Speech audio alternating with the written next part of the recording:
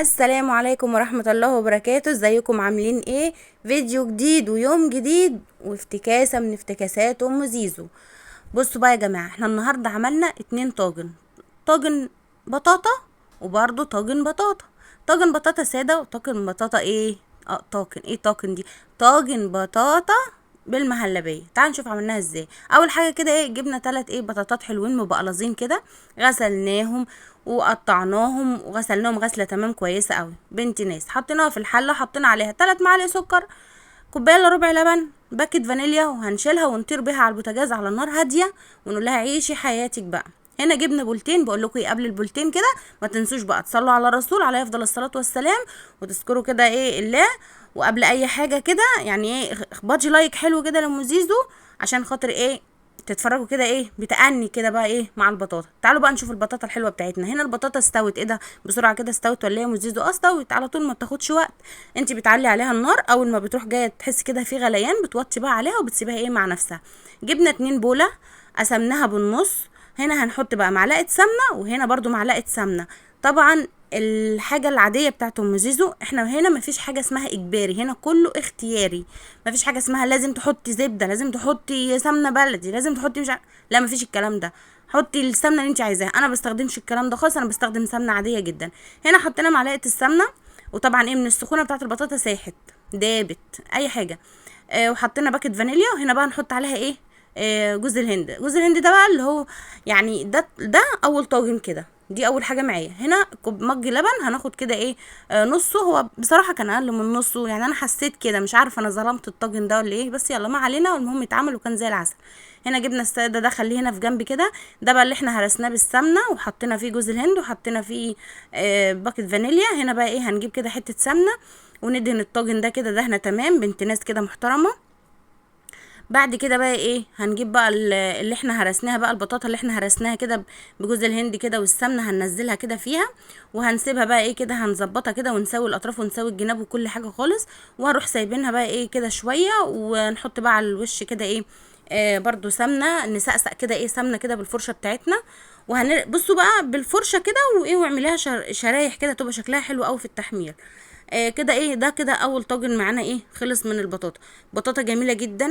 مش شرط ان انت تشويها، مش شرط ان انت تسلقيها، لا اعملي افتكاسات كده طول ما انت قاعده اخترعي كده عشان اولادك كده يلاقوا كل جديد معاكي.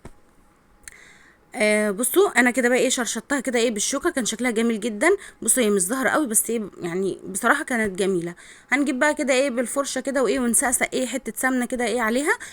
بصي برضو في اختياري معاكي ان انت ممكن المكسرات اللي انت بتعمليها بيها البطاطا بتحطي مع جوز الهند فول، زبيب، بتحطي اي حاجه انت عايزاها.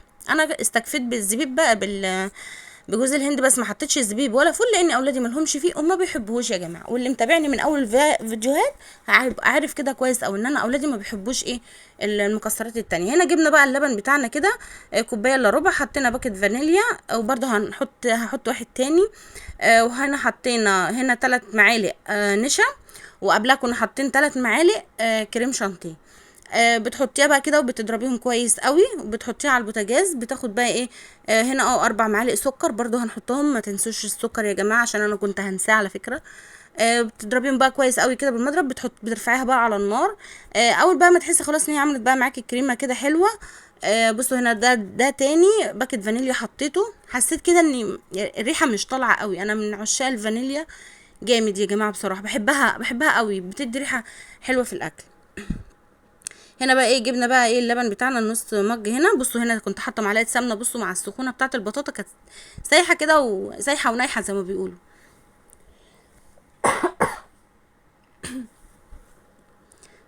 بصوا بقى هنا نقلبها كده كويس قوي.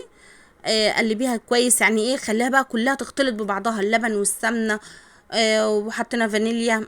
بصي يعني اضربيها في بعض جامد. بعد كده بقى هنجيب الصينيه بتاعتنا، هندهنها بقى كده، وهننزل بقى هنا بالبطاطا، بكميه البطاطا كلها. بصوا بطاطا فيها كامله مكمله بصراحه والله، يعني في حاجات جميله مغذيه. بصوا طعمها تحفه يا جماعه، تحفه، كلمه تحفه. انا عملتها مره بصراحه، انا ندمت ان عملتها. اولادي من ساعتها اعملي لنا تاني يا ماما، اعملي لنا تاني. برضو جوزي يقول لي جميله جميله جدا. بالف هنا وشفا.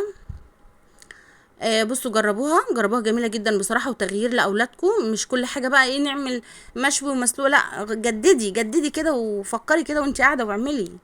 بصوا هنا بقى كانت عملت بقى الكريمه كده، مسكت معانا. بصوا ما بتبقاش ماسكه جامد، اهم حاجه ان انت ما تخليهاش ماسكه، لازم تخليها سايبه. بصوا هنا الحله وقعت مني يا جماعه لو تلاحظوا. بصوا كانت مولعه، وانا معرفش يعني مسكتها ازاي من غير ما امسكها بحاجه، معرفش بصراحه. بس هي بصراحه من الريحه ما كنتش مركزه جامد، ريحه جباره. هنا بقى جوز الهند كده هنرشش كده على الوش. وفي كمان اختياري، لو انت حابه ما تحطيش جوز الهند وتحطي سكر بودر عليها برضو بيدي. بصوا حاجه جامده كده، بتبقى كلها متحمره كده من على الوش، بصراحه بتبقى جميله. هنا الاتنين طاجن بقى كده خلصوا معايا. بصوا اول طاجن جميله مقرمشه كده من فوق وتحفه، بسم الله ما شاء الله عليها. ده تاني طاجن. بصوا بقى هو الواحد بيسيبها تبرد وبيقطعها، انا قطعتها كانت سخنه يا جماعه ساعتها، بس بصراحه كانت جامده. ما صبرناش ان احنا لما هي تبرد، لا احنا عملنا على طول. بصوا قطعنا منها واكلنا، كانت جميله في منتهى الجمال بصراحه. جربوها يا بنات، مش يعني بصوا مش هتندموا. وكل واحده عندها اولاد بقى كده وعايزه تجربها لهم، يعني حتى لو ما بيحبوش البطاطا هيحبوها والله يعني. يعني بصوا انا بقول لكم عن تجربه، انا حد من اولادي ما بيحبهاش، يقولوا يا ماما تقيله في اكلها. انا لما عملتها كده قالوا لي احنا عايزينها تاني. بسم الله ما شاء الله، يعني كانت جميله وبالف هنا وشفا. اللي ما اشتركش يا جماعه في القناه يشترك، يدوس على كلمه اشتراك ويفعل الجرس ويدوس على كلمه الكل عشان يوصل له كل جديد من يوميات ام زيزو. هنا كده ايه قطعناها بقى كده معانا واغرفها لكم. بسم الله ما شاء الله عليها جميله جدا. هي دي يعتبر اكله شتويه، يعني احنا عامه انا يعني في بيتي بقول عليها اكله شتويه. بس بصراحه انا لما جربتها كده، وتجربيها بقى لما تسقع كمان بقى وتحطها في التلاجة تسقع كده وتاكلي منها بعد كده، بصراحه فخامه يا بطاطا، فخامه حاجه جامده، حاجه فاخر من الاخر. بصوا بصراحه، بصوا المكسرات اللي جوز الهند فيها عامل ازاي، الله اكبر عليها يا جماعه. والله العظيم انا بسجل الفيديو، انا هقوم اعمل تاني. بسم الله ما شاء الله عليها. بصوا بقى نشوف بقى ايه النوع التاني برضو. بطاطا، لا بطاطا والله يا جماعه جميله. بصوا الفراشي جميله، الله اكبر.